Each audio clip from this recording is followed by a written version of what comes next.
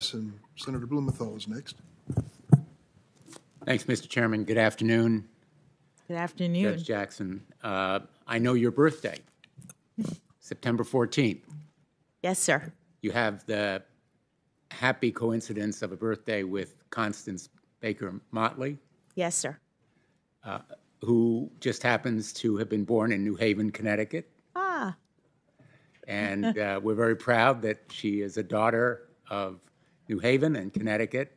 And she is one of my heroes as well. As you know about her, she was the first Black woman appointed to the federal bench.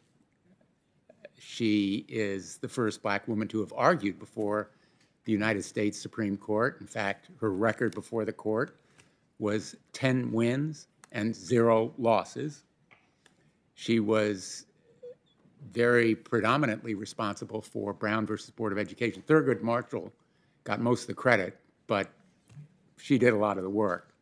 Probably sounds familiar to you. So why don't you tell us, and maybe tell those folks, particularly women and girls who are watching or listening, why you said at the outset of the hearings here that she was one of those whose shoulders you stood upon as you came here today. thank you, Senator. Well, in addition to the fact that we share a birthday, which I discovered when I was in law school and thought, what a happy coincidence in terms of someone who I so admired. And secretly at that point, I was thinking maybe I might want to be a judge. So it was a wonderful coincidence. I so admired the fact that she was the first.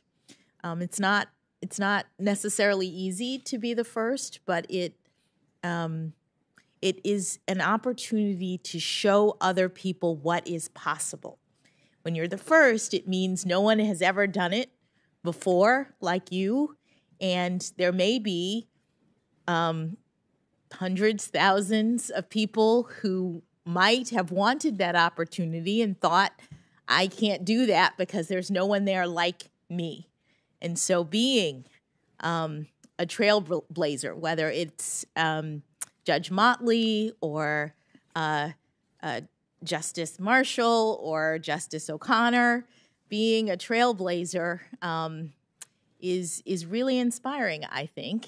And I was always moved by Judge Motley's experience and think it may even be part of why I moved in this direction. Well, it is inspiring.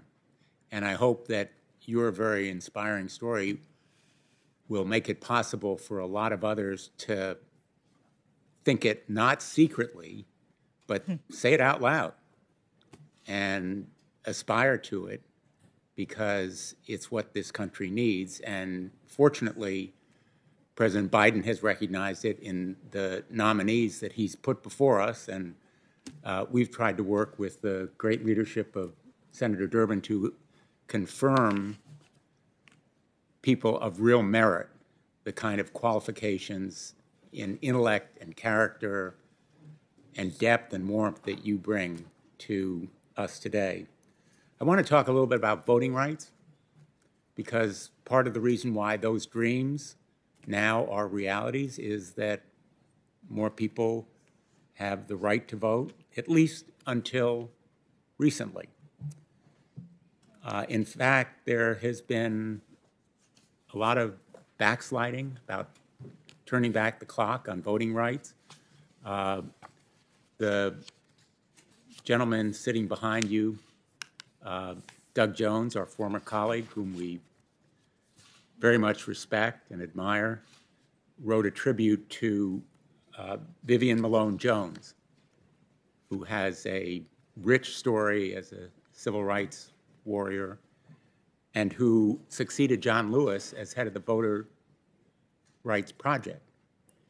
And he said in a speech that Doug Jones wrote in tribute to her as she was inducted posthumously into the Alabama Women's Hall of Fame, I'm quoting, "Vivian Malone Jones was a We can best honor her by acknowledging that while most doors are unlocked today,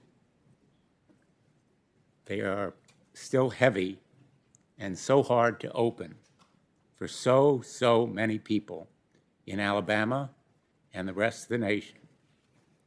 Let us commit ourselves to do our part to open these doors as wide as possible so that everyone can take the walk that Vivian took.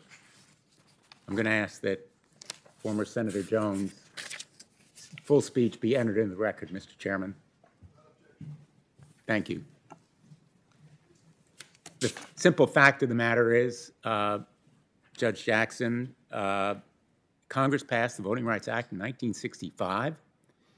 It was a source of real power to so many people who got the right to vote for the first time in practical terms, because it struck down more than 1,000 discriminatory election rules proposed by state and local officials. It opened the ballot box to millions and millions of Americans, and it became regarded as the crown jewel of the civil rights movement. And then, just in the last few years, the Supreme Court has hacked away at it in an exercise of judicial activism that has been historic in magnitude. Judges supplanting their views for the policy preferences and official acts of legislatures in opinions that were written and joined by only conservative justices. These decisions were about as far from judicial restraint as they could possibly be, not even close. And they rewrote the rules of our most cherished and most bipartisan civil rights laws. You know the cases: Shelby County, Brnovich versus Democratic National Committee. In effect, their opinions, including Justice Alito's decision in Brnovich, are completely untethered from the clear statutory text, and they impose a series of so-called guideposts on Section 2 that create unreasonably high hurdles to the exercise of the Voting Rights Act. I hope that you will bring to the court that deliberate, careful methodology that you described earlier very convincingly. It is part of your judicial philosophy in the sense that it's your approach to cases.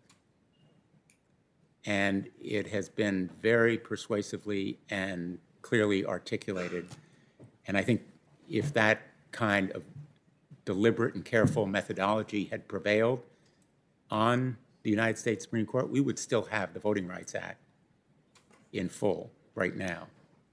And I hope that we can once again return to bipartisan support of those rights.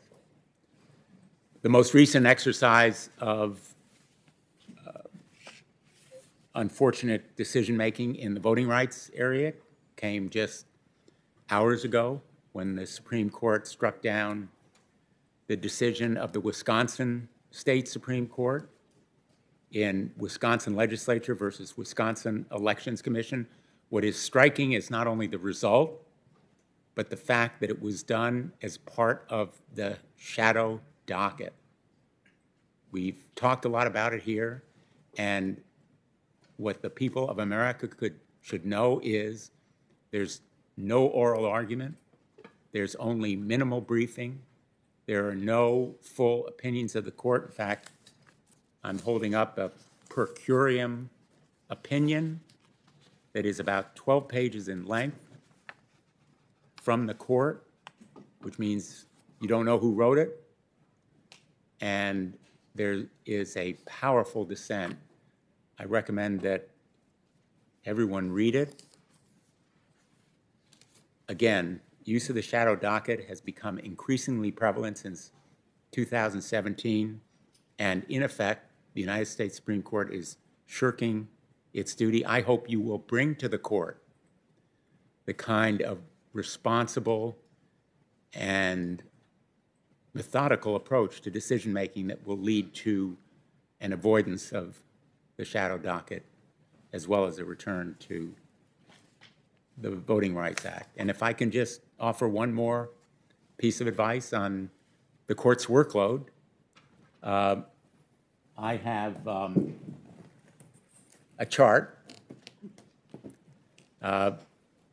I know we're not going by the rules of evidence here, but this chart indicates the signed decisions of the United States Supreme Court over a good part of its history. And I think the pattern here is pretty clear. The court issues fewer signed opinions. In fact, it has declined precipitously since 1972. This little blip at the end here is an increase from 53 to 57, but you can see it's only a fraction of what the court used to do in signed opinions. Even from the time when I was a law clerk, it's diminished profoundly. The Supreme Court needs to do its job. It needs to issue signed opinions, not the shadow docket. It needs to take cases and resolve real, fundamental, important issues. And taking your record, 573 opinions over 9 years. I'm not a math major, but that's about 64 opinions a year. That's a lot more than they do, all 9 of them.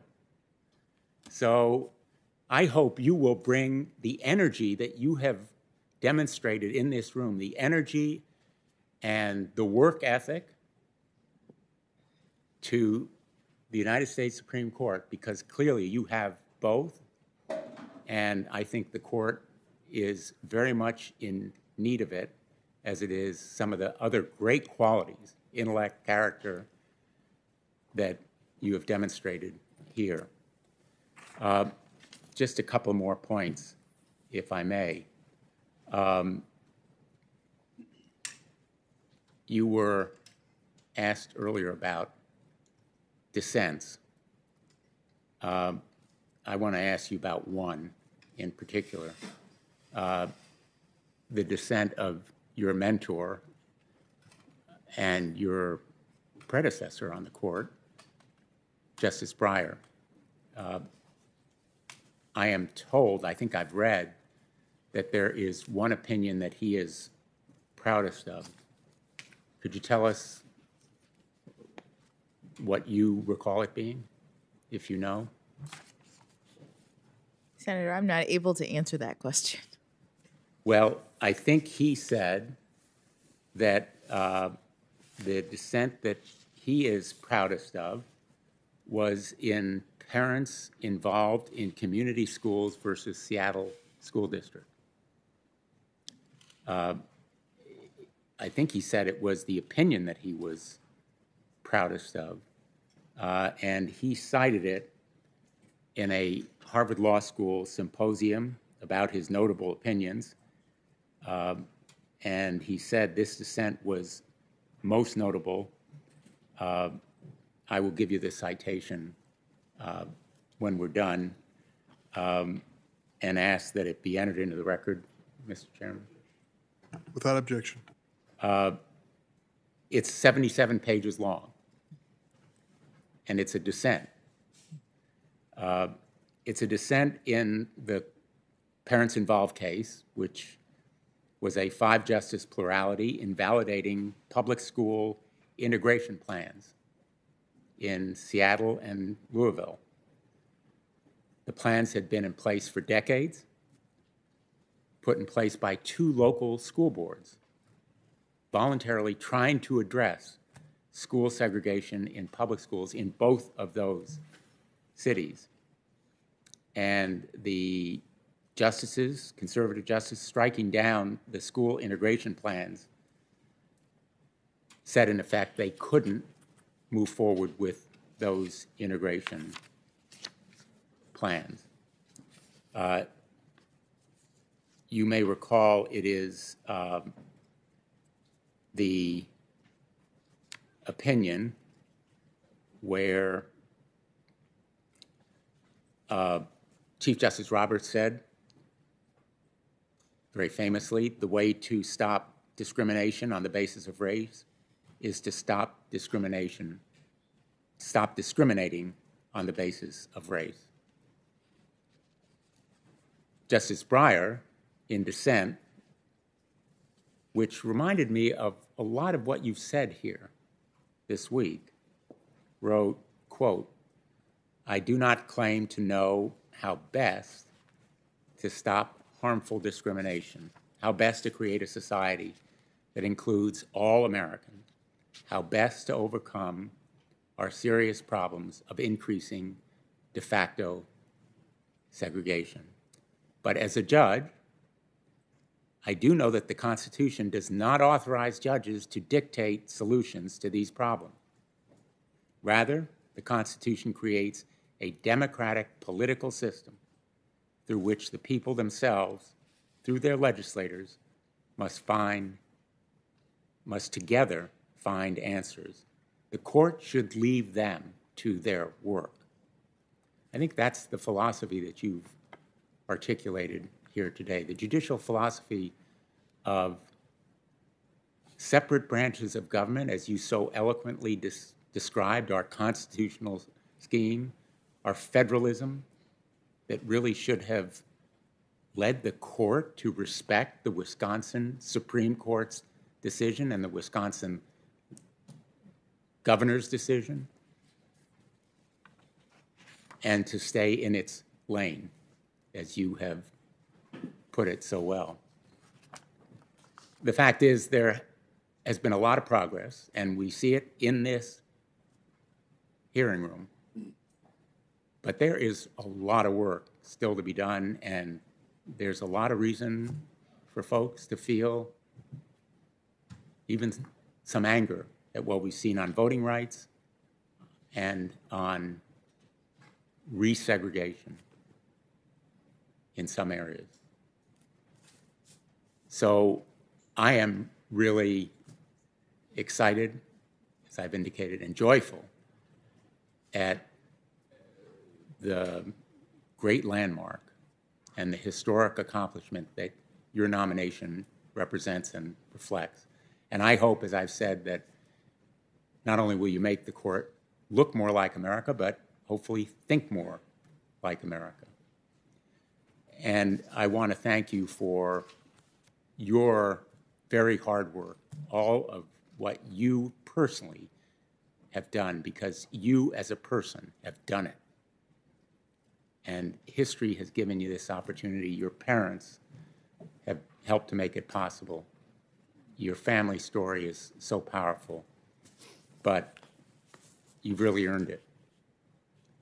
And we're grateful to you for providing all of us that role model. Thank you, Mr. Chairman. Thank you, Senator Blumenthal. Senator Hawley.